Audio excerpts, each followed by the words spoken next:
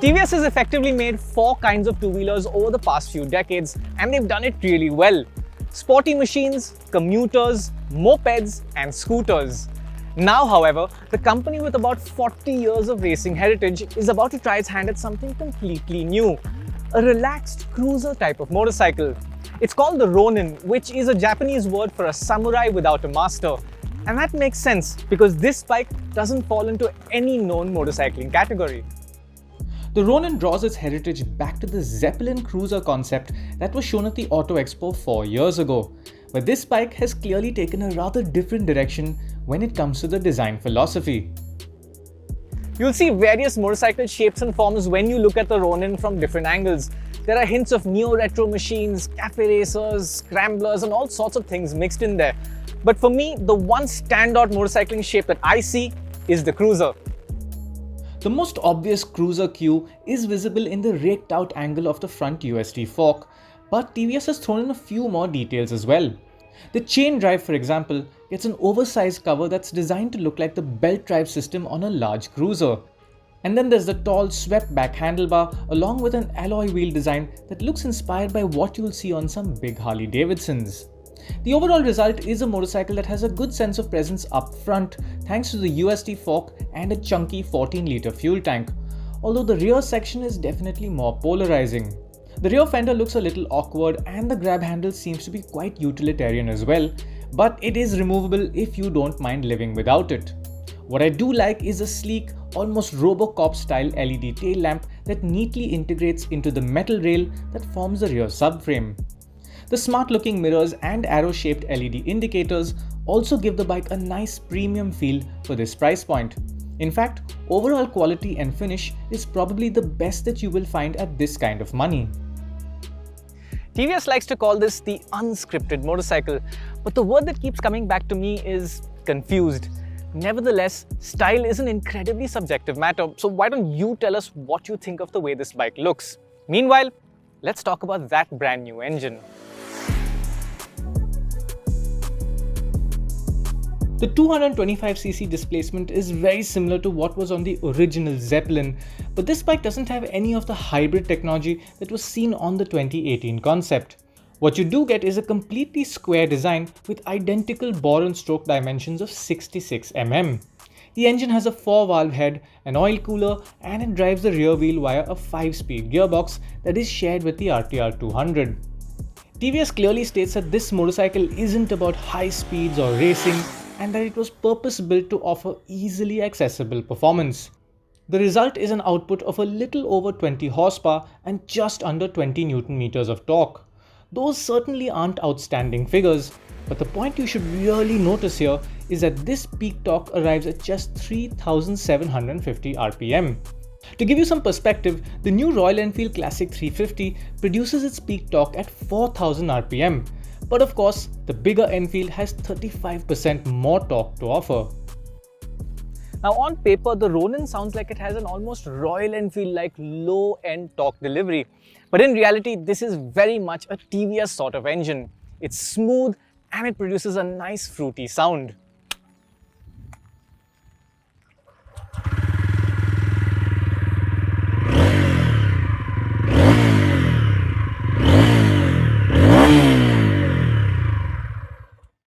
You've probably just heard that this bike has a silent start system, which is something we've only seen in small capacity scooters and commuters so far.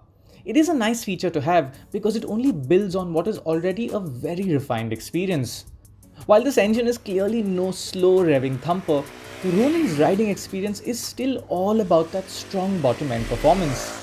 As you'd expect, the low end pull available is really enjoyable, and TVS has employed rather short gearing that has resulted in a superbly flexible experience. This engine can not only take very low speeds in high gears, but it pulls well from anything above 3000 RPM. You can be in third gear as low as 15 kph and have the bike respond well when you open the throttle. In a crowded, chaotic urban environment, this will prove to be superb, but it comes at the expense of highway performance. 85 kph is a relaxed cruising speed, and the bike can comfortably hold about 100 kph without any signs of stress. But anything above 100 comes very slowly, and you'll probably have to crouch down if you want to see the claimed top speed of 120 kph on the digital dash. If sustained high speeds are what you're after, then you probably want to look elsewhere. Now, with that sort of performance, the Ronin is bound to be a very nice bike to ride in the urban environment, and TVS has designed this brand new chassis to amplify that feeling of a planted yet light and easy bike to ride. The fork, for example, is raked out like a cruiser bike, which brings in stability. But TVS has a fork offset at the bottom, which brings the front wheel back and brings back the sense of agility. The standout factor of this new split double cradle chassis is undoubtedly its USD fork setup. If that 41mm fork looks familiar, that's because it is. This is the same Showa fork from the Apache RR310, but with completely revised spring and damping rates to match the Ronin's comfortable character. There is a monoshock at the back, and the overall suspension travel figures are similar to the RR310.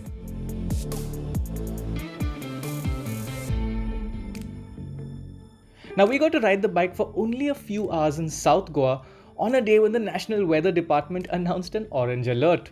Suffice to say, we did not get to push this bike to its limit, but the impression so far is highly positive. At 160 kilos, this is not a heavy motorcycle, and it's not a particularly big one either. But TVS has found a sweet spot between stability and light steering agility. You need very little effort to change direction, and the new TVS Rambler tires work quite well despite their blocky off-road design. In fact, with tires like that and a good amount of ground clearance, the Ronin does appear to be designed for some off-road riding. However, you'll soon discover that the standing position is awkward, the rear ABS cannot be turned off, and that the suspension can bottom out quite easily if you start doing silly things. The Ronin clearly isn't an off-roader, even to the level of a mildly capable scrambler, but it is really comfortable on the road. The riding position is completely upright and neutral, and it should nicely accommodate riders of most shapes and sizes. The foot pegs are forward set, but not too much so, and the overall riding position reminds me of the Royal Enfield Classic 350. Now, while we mostly encountered very nice roads, the suspension setup also feels like it will be gentle on your back over poor surfaces, and the seat is nicely padded as well. Good suspension comfort is something you would absolutely expect from a TVS, and the same goes for features. And yes, this bike has a nice set of features. The Ducati Scrambler-inspired offset instrument console displays plenty of information, but it's also quite clear and easy to read. The bike has a light slip and assist clutch, and it comes with hazard lights as well as a side stand-down engine kill feature. The Ronin also has two riding modes, although they only affect the sensitivity of the ABS. Speaking of, you get single-channel ABS on the lower and middle models, but shifting to the top spec variant brings in a dual-channel setup as well as adjustable levers and plenty of connected features via a dedicated TVS app. At 1.49 lakh rupees ex showroom, the Ronin's starting price is really quite tempting. However, the base SS variant only comes in two solid colors, and if you want the nicer looking dual tone color schemes and the gold colored USD fork, the mid-level TD model will cost you a full 8,000 rupees more. If you then decide to go for the top spec TD model, be prepared to pay nearly 20,000 rupees more than the base bike. At this point in the market, the Ronin is positioned around many of the 250cc options out there, and while it is down on outright performance, it certainly outdoes all of them in terms of features. I'm still a little uncertain about what the TVS Ronin is trying to be and who its rivals are. If you were to push me, I'd probably tell you that this is a relaxed, cruisery sort of motorcycle with some ruggedness built in. And its alternatives could be the Bajaj Avenger 220 at one end, the Honda CB350 RS at the other end, and maybe even the Royal Enfield Meteor. But what I can tell you with certainty is that this is a very nice bike to ride if you're not chasing speed, thrill, and aggression.